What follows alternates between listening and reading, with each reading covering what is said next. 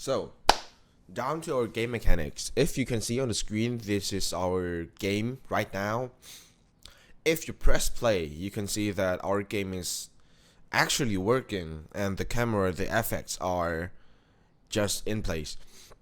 But we do not know whether if we're gonna use our current configuration for the keyboards, because for the second player, for the player number 2, the keyboard layout is a bit offset, because for the first player, for the player 1, the controls are just normal, like WASD, and attack is H, dash is G, and this is, I guess, block. Yeah, G, H, and J is the skill button for the player 1, but for the player 2, the controls, usually the player 2 will use the control as arrows or numpad, but we are now using our controls on P, semicolon, comma, and L.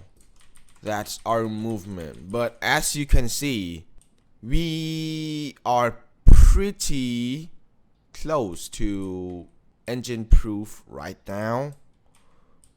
We have added a winning condition and invincible effect when get attacked, like this. And we have added like cooldowns for dash, like you cannot spam on dash. As you can see that I'm spamming on the key G, but it doesn't spam dash. And for the block, if you press block, it will slow you down, like so. You see? And it get a cooldown until we can block again. There. So that's our current game mechanic, and our game mechanic has now have a scene selection, but doesn't have like the fully scene with the assets and all this stuff in place.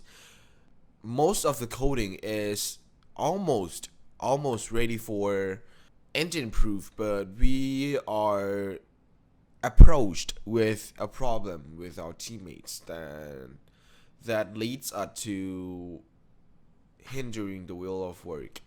But we promise that we'll get ourselves back on track as soon as possible. Please stay tuned for our next update. Thank you.